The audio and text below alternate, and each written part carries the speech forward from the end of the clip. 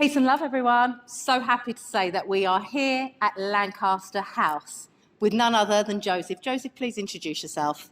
Hello, so I'm Joseph Bonner and I'm the joint head of the conferences and events team here at Lancaster House. And Joseph, I have to say, what a wonderful welcome that I've had here. And even on the entrance, that beautiful grand staircase. I mean, how absolutely stunning. I felt like I was literally walking into a feature film. Well, funny you should say that. I mean, it was built to impress, and that was the style of those homes when they were initiated. And this house was started in 1825. Yeah. And it was one of the grandest homes then and is now. And who was this built for originally? So the Grand Old Duke of York decided he needed a bigger home when his older brother became King George IV. Yeah.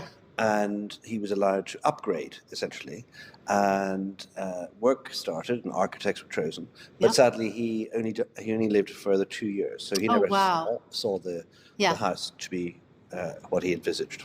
What a shame. But I mean, the house is absolutely phenomenal. And I'm right in saying that post that, with the other families that had then moved in, as they expanded families, you then had the extension to the third floor?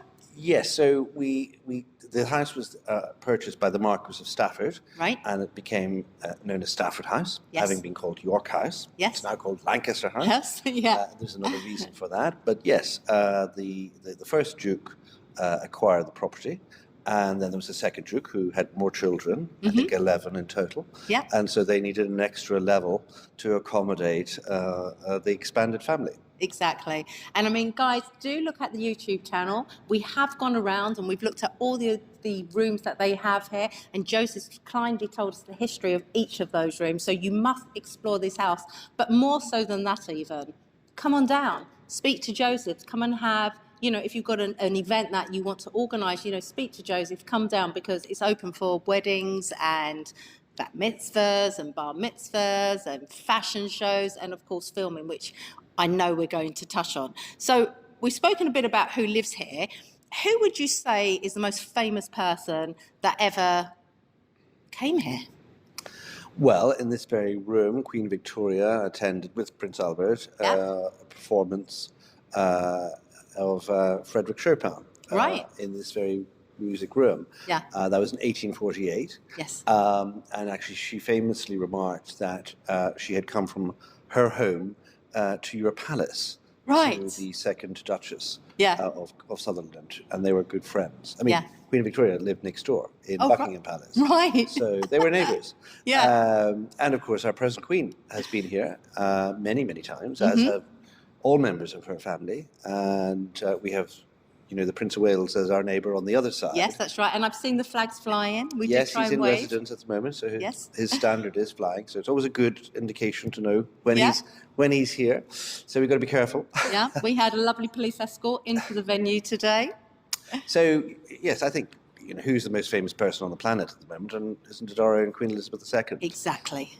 Exactly, it is. And to be honest, am I right in saying that I'm sitting exactly where the Queen, and both the Crown and Bridgerton as well, actually, received their guests? So they use this for filming, or the stateroom for filming of both those series. And if you haven't seen them, you must watch them, because you can imagine by this, by what you can see at the moment, how splendid and grand those programs actually are.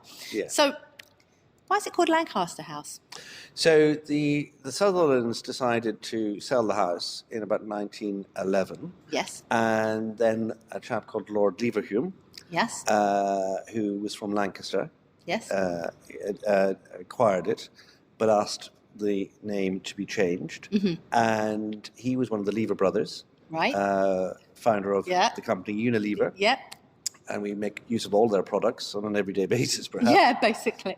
So he made money from soap and acquired a number of assets and donated this and a number of others to the state, to the government. And so it became the first home of the Museum of London from 1912 until the 1940s. And I mean, even in its state as it is now, I mean, some of the furniture that's here, I mean, it's absolutely splendid. I feel absolutely honoured to be sitting on these beautiful chairs as we speak. And you mentioned before that actually when it was the museum, a lot of the stuff went into storage, and that's why it's been maintained so fabulously, really. Yes. So the going back to the Sutherlands, I mean, they decorated it in a spectacular fashion. So we are literally surrounded by, chandeliers and gold paint and great art, and that was from that era, where they showed off their treasures essentially. That's right. And all these staterooms where the entertaining happened, and so they actually now make very good function spaces, either for weddings or dinners or fashion shows, as you mentioned, or for international summits and conferences as well. And as the G8 summit actually took place here, right? We've had G7s and some other meetings of the G8. We've had international conferences in this very room, the treaties and agreements to create what's now modern-day Zimbabwe. So Mugabe came here when they did the treaty for Zimbabwe. And actually, being Greek, I have to mention that even President Makarios from Cyprus, he came here in 1959, was it? 59, yes, for the Cyprus negotiations and talks, as well as, modern-day prime ministers, Theresa May at the time. Indeed. So after the Museum of London left in the early 40s, it became part of government property, and so that's when all of the events that you've mentioned started and continue to this day. But we also now, for the last 20 years or so, allow corporate and also private hire. So you can book your wedding here. If I wanted to have my wedding here or a function, what is the most that you could have in one room as a seated function? Round tables. Because we have different rooms, different scales and capacities, and also dependent on the program for your event, we would work with you and see, what rooms do you need? And also, do you need the whole of the house, or do you need maybe the ground floor and the garden, or the whole ground floor and the first floor? So then we work out, exactly what's the flow that you need to make it work for you. Yeah, and this house, as much as you can walk around and just truly appreciate everything that's here, there is, just thinking about the garden, the tree that Prince Charles planted for you. There's so much history within this house. So to have your wedding here would be, that's your own history, isn't it? What a splendid venue. Yeah, it's living history, really. Yeah. Prince Charles planted the tree and he lives next door. And he passes by on a regular basis. Yeah. We just had the Jubilee, of course, and, the party in the palace took place next door, and we were part of that. And so no day is the same here, and we go from hosting maybe a business breakfast, and then having a lunch meeting with ministers, and turning it into a party for someone, or a wedding, or a film location, particularly at weekends. And I think the Grand Old Duke of York would have been extremely impressed with the technology, actually, that you now have here. Am I right in saying? Well, I'm not sure how techie, even in the 19th century, you could even reply. But yes, we have Wi-Fi. We have, sustainable methods of hosting events, or as sustainable as we can. And we're continuing to improve on all of those. But we like to think we're a modern, functioning venue.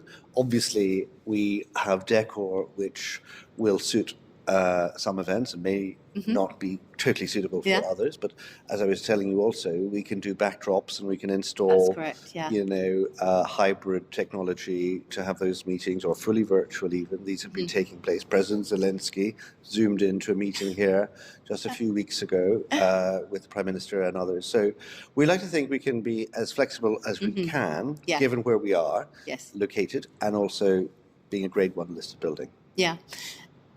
Also, the catering. I've got to mention the catering. The catering this evening, anybody that knows me knows I love my food, and the catering has been phenomenal. The bowls on arrival, the spread that they've put into one of the rooms.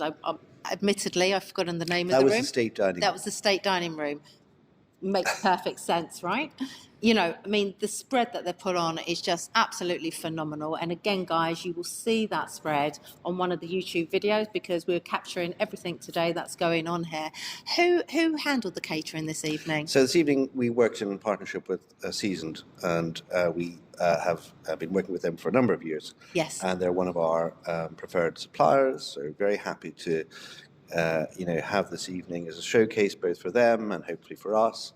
And we adopt a flexible approach as well. So if you, as a client, come to us with specific needs, we'll look at that. We'll work with you to find a solution. Yeah, and it's not champagne, guys, but the gentleman that I met, sparkling wine. It's sparkling wine, which I never drank. Yes. However, we did speak to the caterer, and Digby, Digby, fine English, award-winning. We were recently told by Trevor. Yes. So very appropriate, and as I say, they beat Moet Chandon and some of the more popular suppliers. Now, as you can see, Joseph is a very popular guy, very busy gentleman, hence why I say we're ever so lucky to have him with us today to film this podcast and give us some information about the house. Now, I can see that we've got a tour coming around as we speak, because this house, as it lives on, it is always live with activity.